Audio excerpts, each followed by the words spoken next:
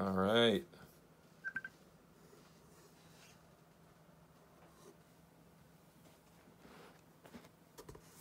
Hello. Hey, man. Can you hear me? Yeah, I can. Oh, pretty good. I wasn't sure if this is working because I haven't tried this before yet. Oh no, dude, I haven't tried this either. Skype, This is so I completely, wasn't sure. this is completely like, I don't know, run and gun here. Okay. Mine is rolling. Alright. Audio rolling. I actually hate being in front of the camera, so this is really an exception. I gotta be honest with you, Ollie. It's been an adjustment for me to get used to being in front of the camera. But you know, I mean, we both have backgrounds in film, and you know, it's just it's what I naturally pull towards as my artistic expression of, like, you know, telling stories. I mean, you do a pretty good job at it. I mean, I couldn't do that really, or I wouldn't feel good at it, or I wouldn't, you know, I feel better creating content and doing stuff, but not actually talking. I leave that to others mostly. So this is kind of weird in an additional way because not my native language, so I have to like kind of adapt but I'll try my best, okay? Well, I appreciate it. So my camera is right here, and then laptop camera's here, so I will be glancing up and down. But I'm just gonna open this with thanking you for taking the time to do this. I know it's taken a couple weeks for us to just get on the same page to knock this out, but you know, I really think people are gonna really enjoy this chat, and just like to hear what is inside the mind of Oli Braun. Did I pronounce your name right? Kind of, yeah. Kind of. How do you pronounce it? Normally it's Oli Braun. This is the like German pronunciation, but it's not really that big of a deal. So. Well, you know, that's funny. I did a bunch of research on Werner von Braun, and I should have known better. Same last name, yeah. But so since everyone knows this guy and relates this pronunciation to this person, it's kind of like common and fine. So everyone says Braun, so I'm just kind of fine with that. I know. I even pronounced his name wrong. It's Werner von Braun. Werner von Braun, not Werner. It's Werner. Werner, normally. Yeah, Werner. Okay. So I don't know if you notice, not in the shot. It's kind of hard to see. I have the first model you sent me. Yep. The Falcon 9 Block 4. With the Dragon capsule, yeah. Yeah, man. No, it's slick. It really is slick. It's definitely my favorite model here so far, up until my most recent package. Okay. Which I have been waiting to unbox until you were in front of me. Okay, so you haven't unboxed it yet? It's right here. Let's hope it's not damaged. This is always my big fear. Whenever someone receives a package, that stuff isn't damaged, because it happened in the past a lot, and I've been trying to like improve things to avoid this from happening, but you know, there's still a small percentage of likeliness of things breaking, so you can't avoid it. Well, what's funny is it arrived and it had a nice hole in the side of the box. Okay. Oh, okay. Well, that's probably not too bad, as long as the overall box isn't too banged up or squished or whatever. Yeah. So I'm actually I'm like trying to double hand do this, but I'm trying to multicam record here now. So we have the box, and I'm gonna open it up here. Have you seen anybody ever open a box of your product before? No, not yet. Apart from myself. Just what? Apart from myself, nobody, no. Well, I thought it would be something fun to start the interview with. And I'm sure it's fine, and you know, we'll be able to fix it if there's any problems. All right, here. Okay, so we're opening the box. All right. Well, on the bright side, No one else who received a Crew Dragon or Block 5 model has received a damaged version yet, so... Gotcha. So that, and also to clarify, this Block 5 Dragon model I have is the first one you mailed, correct? Yep, the first one with the Crew Dragon. All the other, I've made, I think, or sent out, I think, 2 or 3 so far, but they were all with the Bandu or Iridium fairing on it. So is this the only Block 5 crew that's out of your shop then? Yeah, right now, yeah. All right. Well, we got an exclusive then. Quite a lot on the order list, so it's probably not going to stay for that long. Well, I'm very excited to see what we got here. All right, we got unpackaging here. Dude, it looks like it's fine. Looks like in one piece. It's in one piece at least, so which is good. The trunk fins on the Crew Dragon trunk are pretty delicate and are, I think, most likely to break off, but okay. I hope they're not. Let's see here. Oh, dude. Holy shit, this is beautiful. Wow. Yeah, it seems to be in one piece. All engines are on. Well, let's see. The bottom. So you have your protective cap on the bottom there. Protective cover, yeah. That looks like it's held up pretty good. I'm just gonna try to take the tape off here. I'm assuming that there's a stand in here, in this box, likely somewhere. Yep, should be. Because since the center engine is protruding a little bit more, you can stand it up on its own without a stand. That's All right, hold on. I'm gonna see if I can. Yep, there's the stand. I got it. Ollie, this came through beautifully. It looks not a scratch on it. Glad you like it. I mean, it's a substantial upgrade from the Block 4 especially because the grid fins are made as extra parts on this model, and they're very, very, very delicate, fine parts. On the Block 4 version, we have them. I mean, actually, I have one right here. Yeah, man.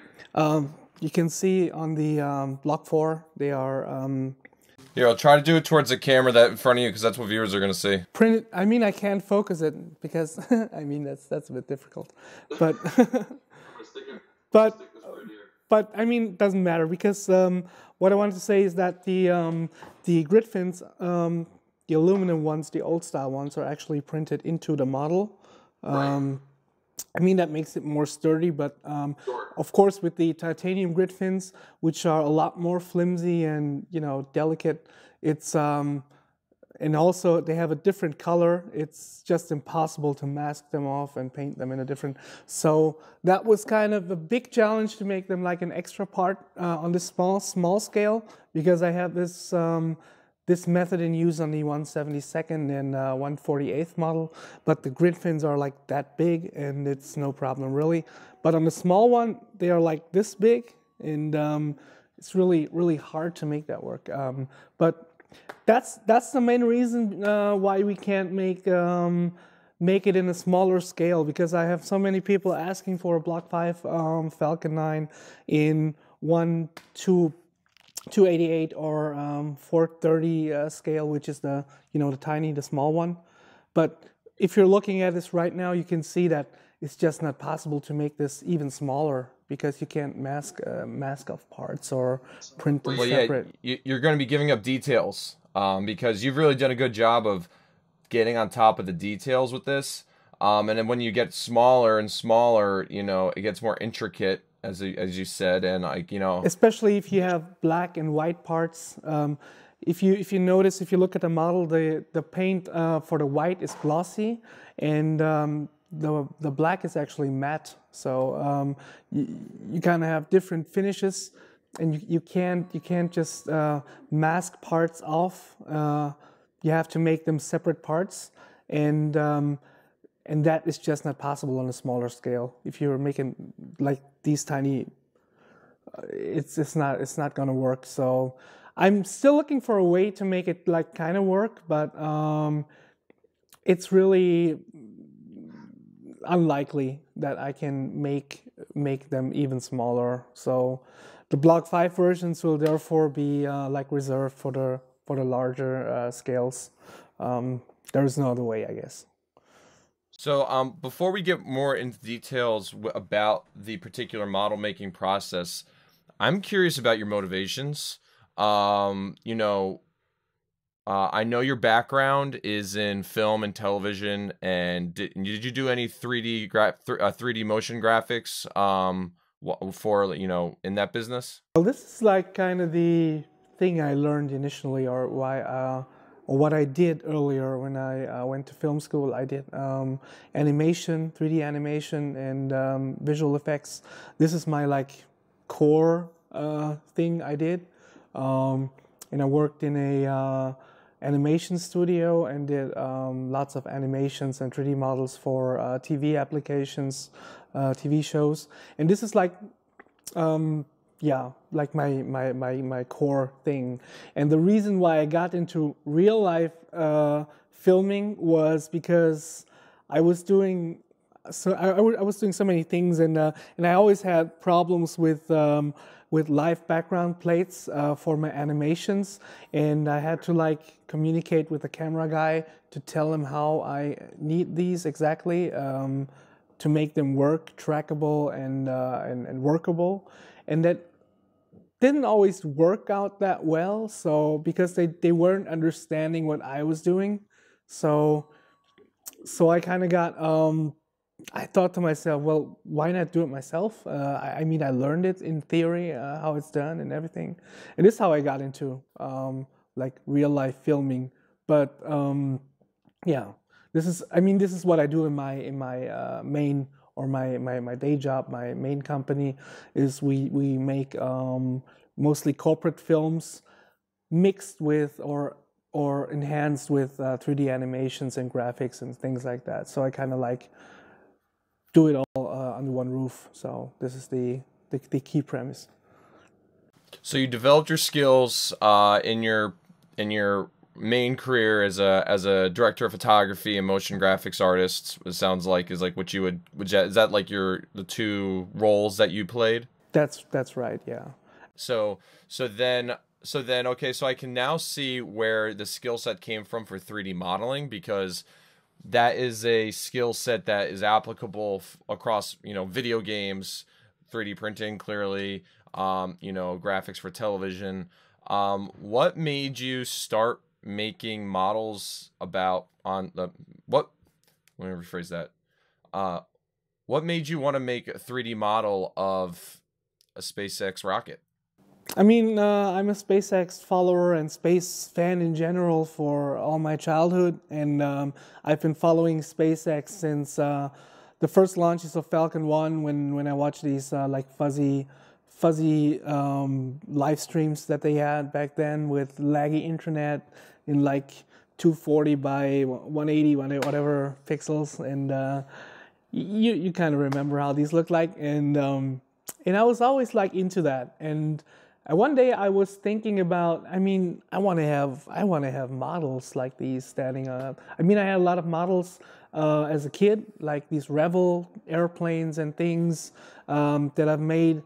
And I mean, models were always inspiring to me. When I look at them, you know, I always had models on my desk of various things, and I was always like fascinated by shapes and things. That's why I was always doing 3D modeling as one of my core applications in the whole 3D realms. Some people do effects, some do animation better, some do modeling better, and modeling was just my obsession, to remodel and understand shapes and remodel things.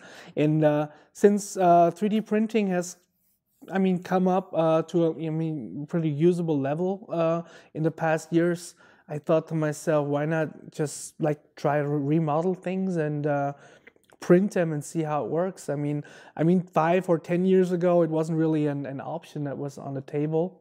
I could remodel Falcon 9, whatever, and then I have it on the screen, and so what? I mean, pretty cool, but I mean, there isn't really a need for that because SpaceX has their own animation department who do animations, which we all know. So there is really no need to like redo that and animate it and whatever. But really, since 3D printers emerged in the recent years and capable of reproducing levels of detail that are actually like how do I call this? To make it work for a real detailed and accurate model. I mean, not just for playing around at home and printing stuff off the internet and like accurate or not, so what, just for fun anyways. But I mean, really professional, great quality, where you can like construct and make things work. Since these printers emerged, and when I looked them up, that really gave me the motivation to like actually try it. And so I saved up some money because my coworker, who was the co-owner of this company here, wasn't really convinced to invest into 3D printing in the beginning. I had to like save up my own personal money to buy a printer because looked into printers, and there are these FDM and SLA printers, and these FDM or extrusion-based printers, which everyone knows, which work like a hot glue gun, which like make each layer after layer with molten plastic. That didn't really convince me because I mean it's cool for printing for fun at home, but it's not really like you can like make pinpoint accuracy and flush surfaces and things like this. It doesn't work with these kind of printers. So I had to save up for an SLA machine, which was the only option at this time to like achieve this level of quality. So I had to save up some money throughout a year, and also took that year to remodel all the things I wanted to print and to make it work. So I kind of worked all the way through 2016 to remodel all the SpaceX stuff that is available there, and finally got the printer in April of 2017 and just give it a go, and thought maybe it works, maybe not. If it doesn't work, I can still sell the printer, and I know I tried but failed, but you know, and it kind of worked out that well. I didn't expect it to work that well, to be honest, especially all this workflow, like designing something in 3D Studio Max, and normally you would hit render and then you see what you got, but this time you could just like, instead of hitting render, you just send it off the printer, and then you got your physical piece in your hand later on. And it kind of like it worked so well. It was so accurate. You could like construct things consisting of multiple parts that fit together so well with these kind of tight fit tolerances. I mean, I didn't really expect that to be that good, and yeah, and that kind of like set it all off, because I could now construct things like a Lego set on the computer, and just like have it materialize in a physical world. So yeah. So when you started, when you started thinking, hey, I want to start creating these models in real life, did you see a business in this at the time, or is this strictly just for, just personal use? No, not really. I mean, the main reason why I did these is, I gotta admit, pretty selfish, because I wanted some models myself. I wanted to buy some, but there weren't any available on the internet. No matter how hard you looked, no matter how much money you paid for it, you just can't make it happen. There was just this model maker. I think he's from California, he is under contract with SpaceX officially, and they had some Falcon 9 models and stuff, but they were all like pretty old school from the first iteration of Falcon 1, 1.0, and also Falcon Heavy based on the 1.0 architecture, and they were horribly expensive and horribly inaccurate or not up to date, so there wasn't really an option. So this is like how I mean how I did these, I mean, or how I wanted, or why I wanted to do these, to like make some models myself. And yeah. So, I remember when you started posting pictures and stuff of your models on, like, you know, the variety of Facebook groups that we're all a part of to talk about space exploration and SpaceX and stuff. When did you realize that there is a business in this? Or was it just because people were like asking you, where'd you get this? How do I get it? Like, when did you that start? When did that click for you? Like, oh, maybe there's something bigger here for me.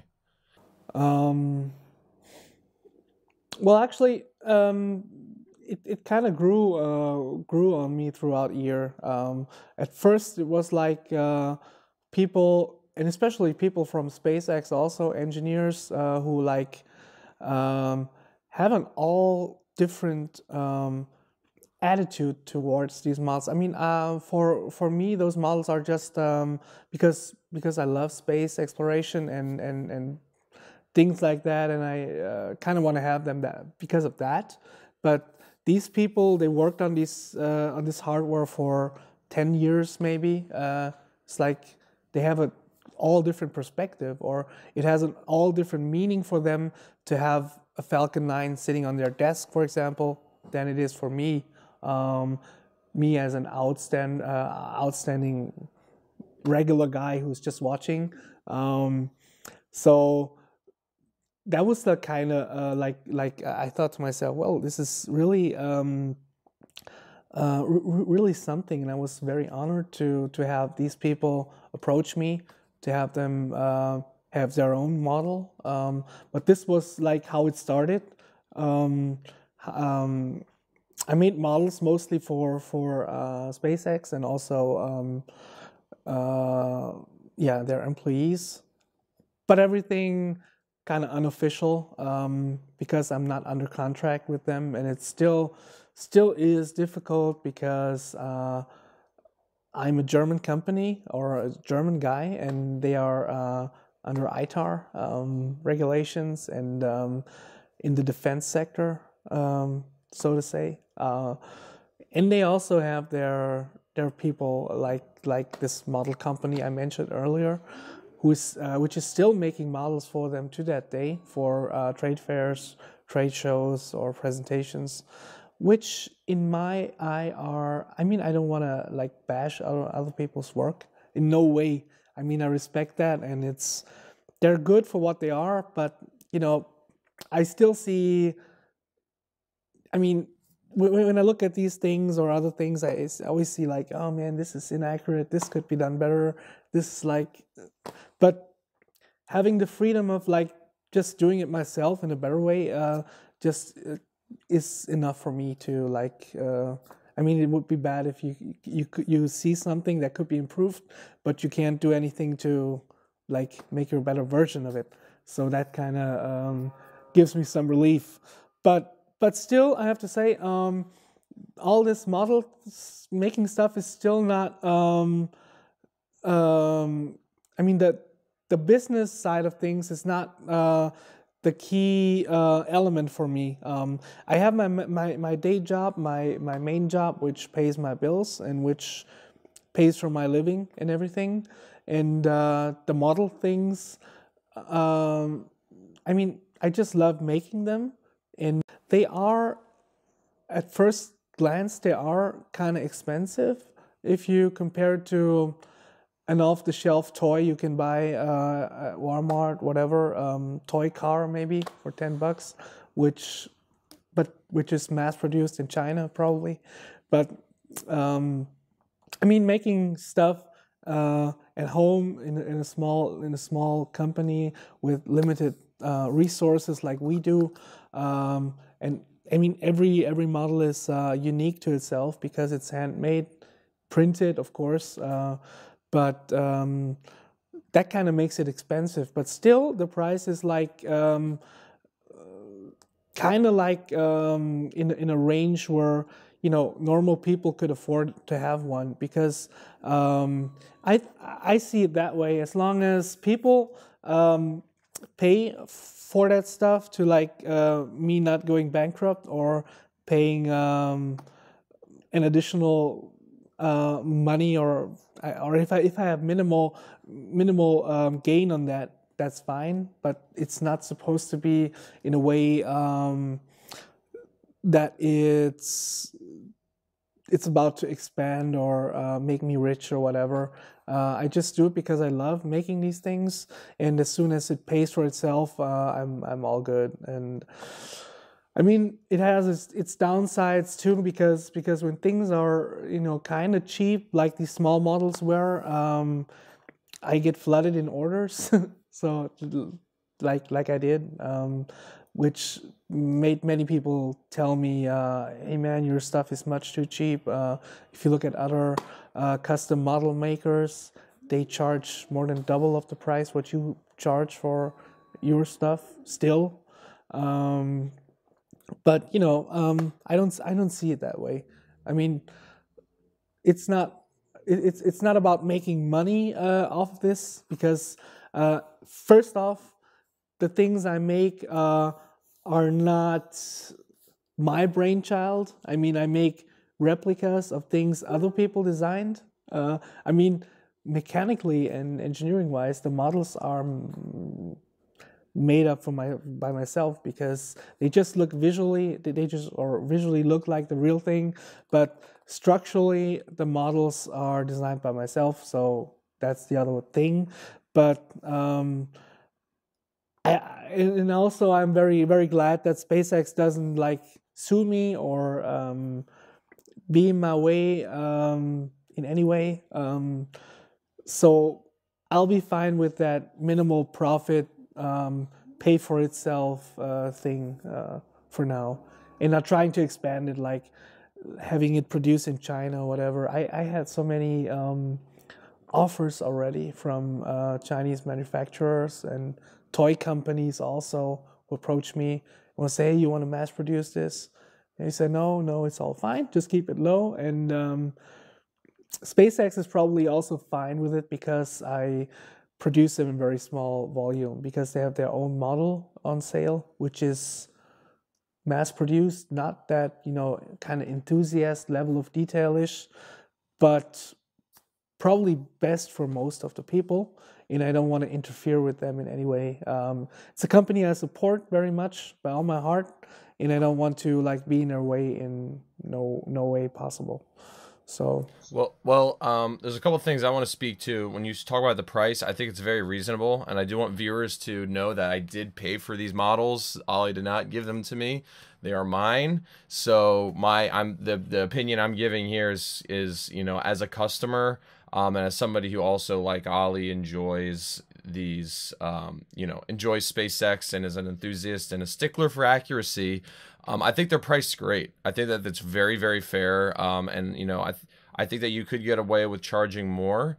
But that being said, you know, clearly you're at a price point that people are comfortable with, because you are flooded with orders.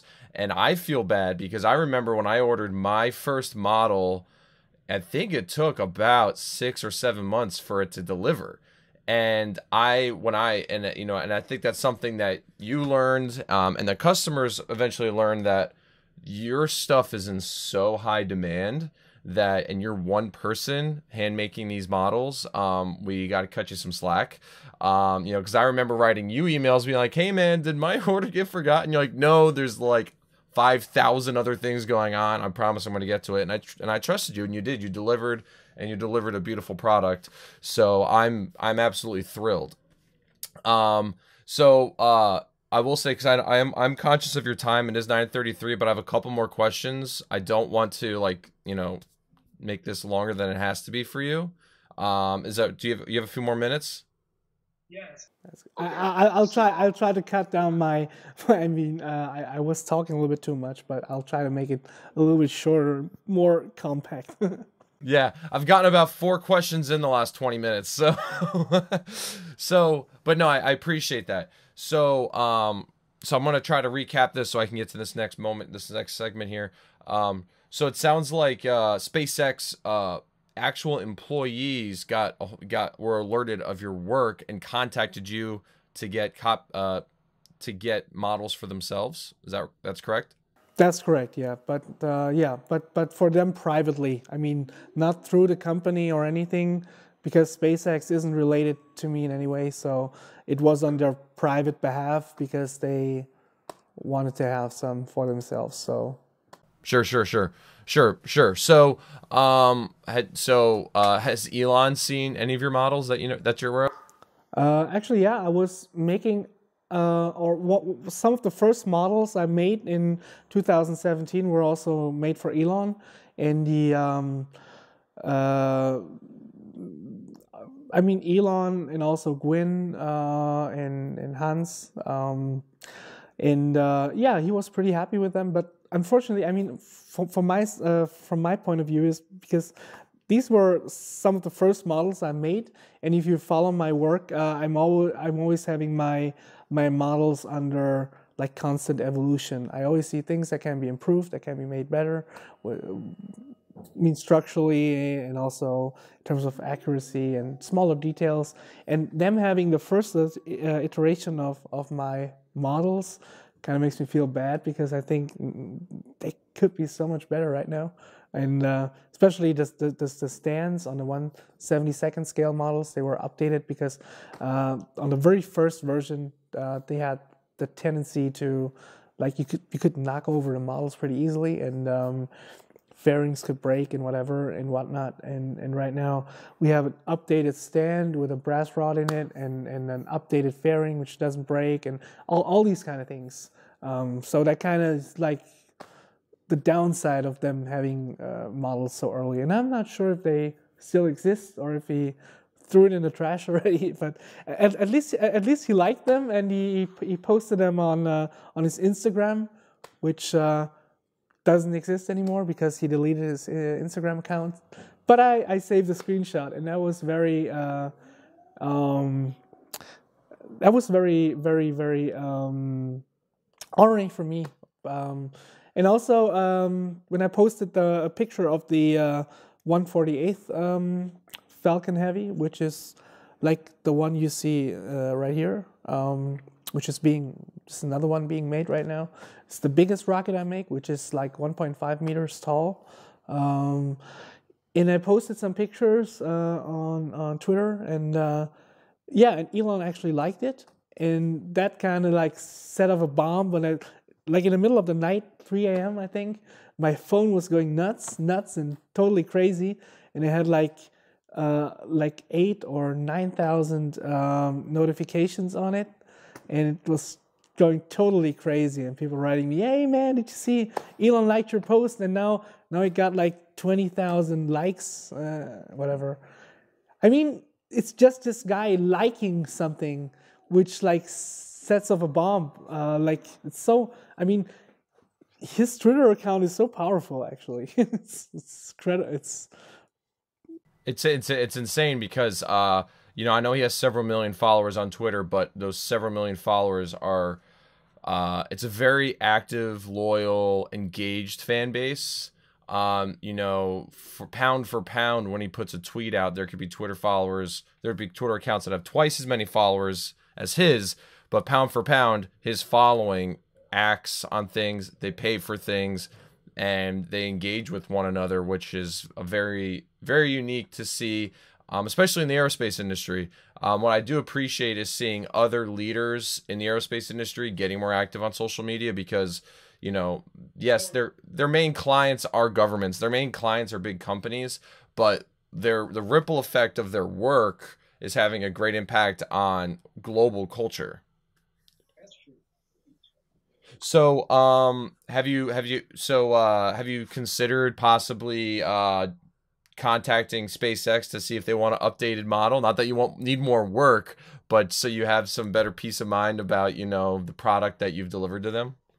I mean, I do have some of these things going on, but I can't talk on them or talk about that on camera, because everything is unofficial. And but I do tend to make gifts for them from time to time. So just for them to have. Well, that's really awesome, and you know, I don't think you have to worry about lawsuits considering the CEO of the company is like down with your work. So I think you're in a But safe. this is not to be misunderstood. I'm not doing this because I want to like be in their favor or anything like that. It's just that, you know, I mean, it may sound kind of cheesy, but SpaceX has given me so much inspiration in my life, and also what Elon is doing to, like, I mean, he says it the best. Like, you got to be happy to wake up in the morning to see there are good things going on in the world, and SpaceX has actually given me this like insight in a bright future, and good things that are on the way, and not always war and terror and poverty and whatever and whatnot, and people being so negative on social media and whatever. And this is actually a very positive factor, and that's why I feel I owe SpaceX and all the people that work there. That's why I love giving them things or making things to kind of like give them back just a fraction of what they have given me indirectly, not just me and other people too. I mean, you know what I'm talking about. Oh no, I do. So I won't press about you know, what you have going on in the future, but it sounds like things are progressing. Your relationship with them is progressing, and there's hopefully some more exciting things in your future with this great product that you've created, and you've got your own little fan base yourself, Oli. How does that feel now? You know, separate from Elon, I think. You know, I see what people say and share and things of that nature. How does that make you feel to see people, other fans receiving your product, and you know, how does that make you feel? I mean, it's actually pretty rewarding to see that my work is not only making myself happy, but also other people. I was talking about the motivation and reason why I started making models initially in the first place. And it's very nice to see people to like be happy with having a model for themselves, and getting into that inspiration or having this model inspire them. Like I wish I had when I looked for it to buy one on the internet before I was making them. It's for the very same reason probably. And to see them happy, to enjoy that, that's very rewarding actually, to like have it acknowledge that this is the right thing to do. Well, you know, I see actually some comparisons with, you know, big picture, SpaceX, Elon Musk, his crew, saw a gap in the market. They saw that there was a thing that was needed, and not everybody knew that it was needed, and they created a product, and, you know, how, God, what, 18 years later, I think, or a little bit less than that, you know, here we are today. You saw a gap in the market. You knew that there was a avid fan base looking for this product. You knew the skills that you had, and you applied them. And dude, like, look at you now, a couple of years later. Did you ever imagine seeing where you're at today, where you're at right now, like, you know, 2-3 years ago? Not really, and I really don't think about that factor too much. But I mean that just happened to be that way, like filling out that gap of something that is needed and it wasn't available. But my models are like too special and insignificant compared to things they create, like an electric car or a reusable rocket, which is like larger scale in helping solve humanitarian problems probably, and mine is only like satisfying a nerd's needs, whatever. Well, hey man, I think it's way bigger than that, dude. Like, cause you know, there's gonna be lots of kids that are going to see these models firsthand. I can speak, and you're speaking to it too. The importance that models had on you as a child growing up, and like how it influenced how you kind of see the world. You know, I remember being a kid building space shuttles, Saturn V's, Mercury Atlas, you know, Redstones. You know, I built all of those lunar landers, you know, you name it, you know, I built it. And I had them on display, and I'd hang them from my ceiling, and like it made me dream, you know. You're doing that same exact thing for kids today. So I'm really looking forward to seeing what the next 10, 20 years, you know, what people as they age, they're going to be able to say that, you know, I had one of Ollie's models and I had it hanging on my shelf, you know, and it's, I think you're having a bigger impact on people than you think. So, you know, you should feel really good about that. That would be pretty cool because one sad thing I see in my in my surrounding, or not even my surrounding, but also in general, is that the level of enthusiasm for space travel and things like that has diminished in the past 10, 20 years among young people, which is kind of sad to me. I mean, when you were asking people of my age, when we were back in kindergarten or preschool, what do you want to be when you grow up? And everyone would say, I want to be an astronaut, I want to be a pilot, or whatever. And now they want to be whatever, a rap star, or you know what I'm talking about. It's not like, I mean, this inspiration is lost, and it's kind of coming back right now. So I'm pretty happy to see kids or young people to be inspired by these things. So very happy about it. If that may, or if my models kind of help making that happen, then yes, yeah, of course. Well, you know, I think it's you know, it's a good mission for the, you know, the millennial, you know, the millennial Gen X generations right now, to help inspire that, you know, the generations below them. I don't even know what you call the generation beyond millennial, but you know, to help inspire them and to encourage them to, you know, take a serious look at, you know, what a career in science and a career in engineering can do for them. You know, I actually carry in my backpack a bunch of space shuttle models.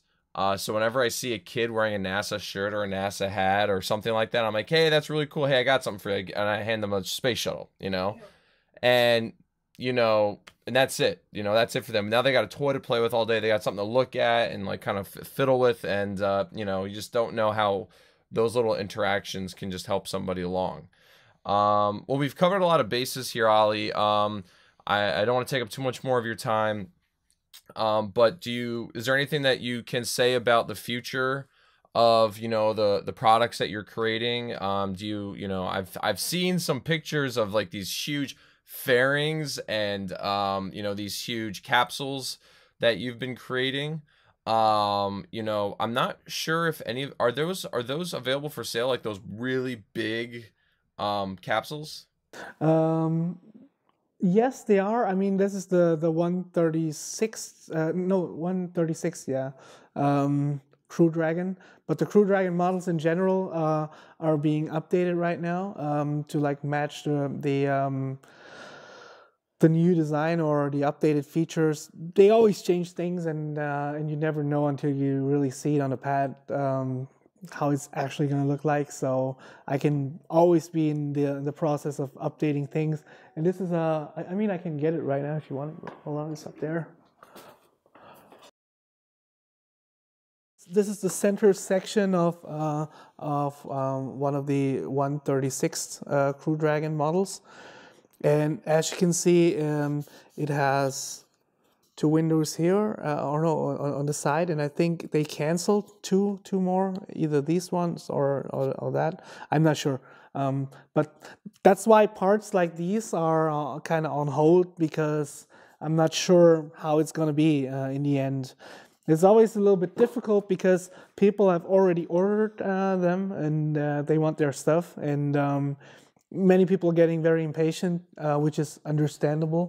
If you ordered something and half a year later you still don't have it, but you know, it's always difficult, especially with things that are still evolving, to like kind of freeze the design and make it that way, and then maybe have them complain and say, "Hey, man, looks different. There are 2 more windows than it actually is."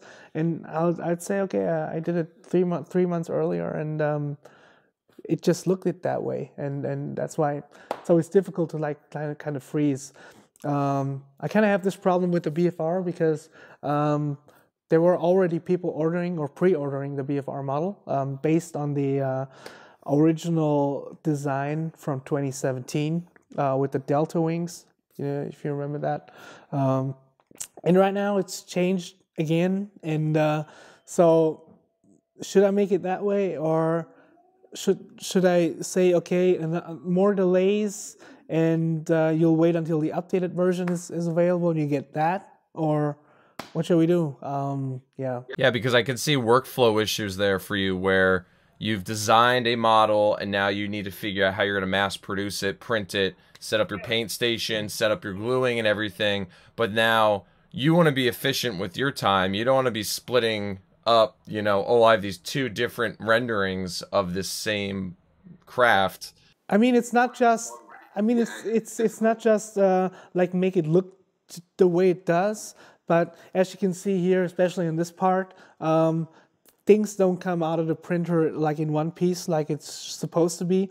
You also have to think structurally or how to like actually physically construct models, like making a hinge mechanism, a docking port, heat shield, to make it fit together well, to make it manufacturable, to like paint the heat shield black and this white, and all these kind of things you have to take into account. So if you're doing an update, you have to rework all these aspects from ground up, and sometimes things are problematic. Like, for example, landed boosters were a big issue, especially the smaller ones. Where I can get a small one if you want.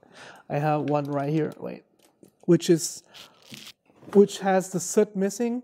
As you can see, it's pretty small, and the landing legs are especially small and delicate.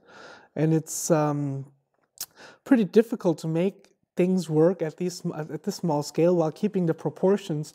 Well, I think proportions is one key element for a good model, to have things proportionally correct. To see, I mean, these struts, for example, they have to be that thin to make it look believable and to like relate to it in real life. So if you make it double that thickness, for example, the whole model will look like toyish or off, and this is extremely important.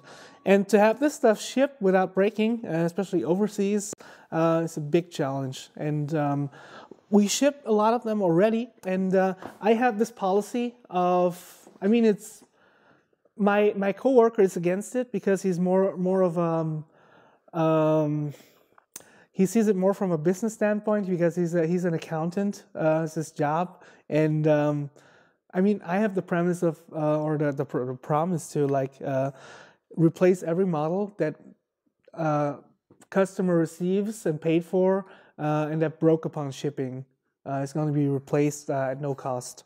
And also parts, if you order a kit, for example, and you have a broken part, you'll get it replaced for free.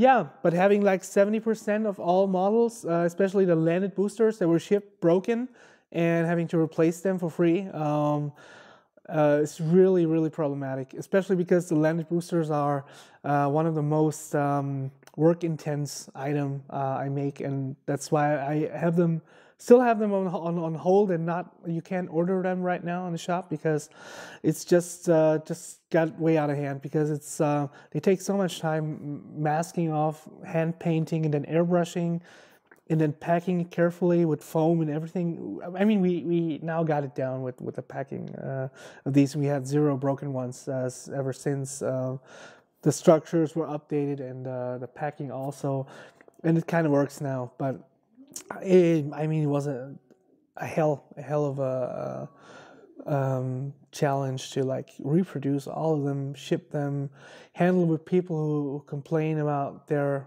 order being delayed. And I mean, I try everything I can as best as I can, but still, especially things like these with these broken things that had to be replaced.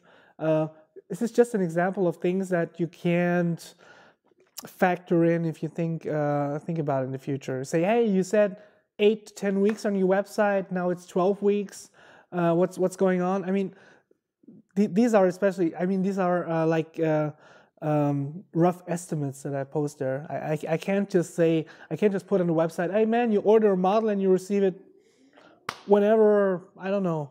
No one would order something. I wouldn't order something myself, but so I have to put in something that I can is a rough estimate if everything goes wrong, plus if everything goes right, plus some margin maybe.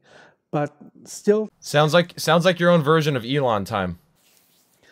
Yeah, kind of. I mean, I can totally relate to that, but with the difference that I'm doing mostly all of these things myself, and have to manage how to fit it into my regular work environment, my private life, and everything. I mean, these are all there as well. It's not just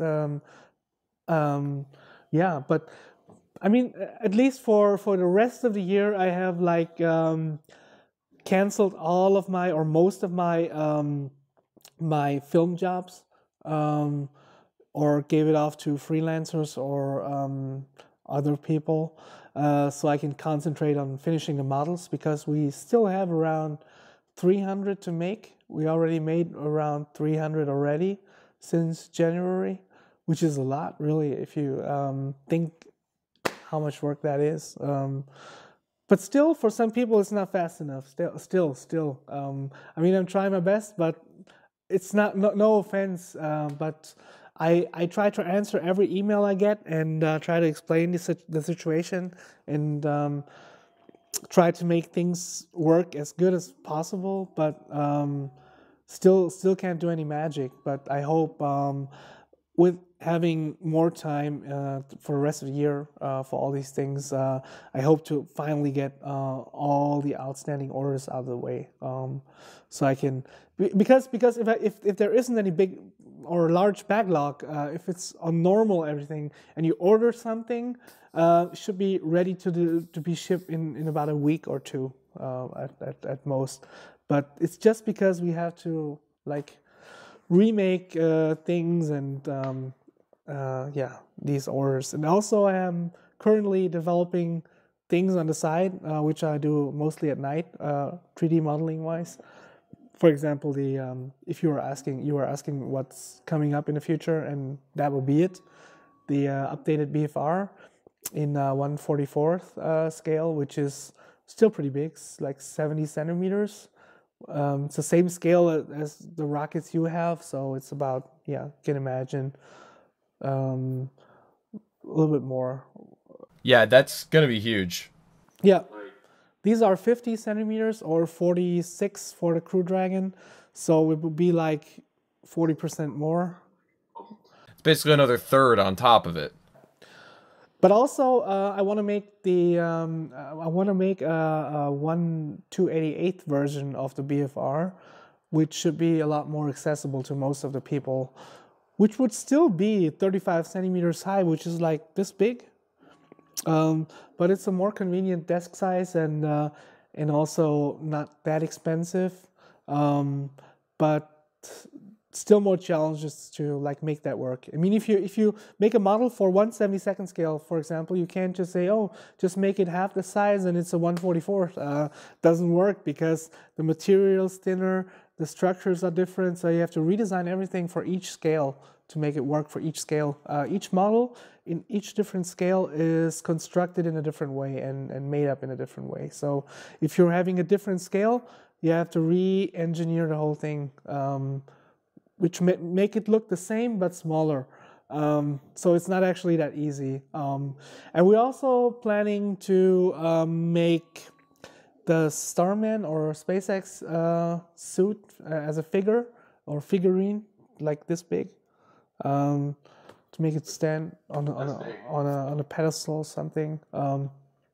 Then there is the cutaway Crew Dragon, which will be made after the first one is flown and we actually see the hardware, and not just speculation, because this is going to be a lot of effort, and also one of the more detailed models with a cutaway Crew Dragon where you can see the seats and everything inside. Maybe also a figure, who knows? Yeah, and also other things like I wanted to make the Mars rover, Mars 2020 rover, but these are all like on the long list of things that I want to make if I had more time. But the main focus is still on getting off the backlog and having everyone who paid for their model have their model as quickly as possible. Still the main focus. But that kind of delays future developments, of course, yeah, but still has priority. Well, I'll make sure in this video that we get across, you know, this is the situation you're in, and I think customers will and should understand what's going on. But I will say, Oli, I am very conscious of your time, but I will say that you have a customer in me with the BFR. When you release that, that's going to be really, really exciting. I can't wait to see what happens there. And I do hope that we can link up next time you're stateside. It'd be really great to meet you in person, and maybe see a launch or something. Sure, we can do that. Awesome, man. All right, well, thanks for doing this. I'm gonna stop the camera, and I'll talk to you in a little bit. Okay, I'll stop the camera as well. Hold on a second.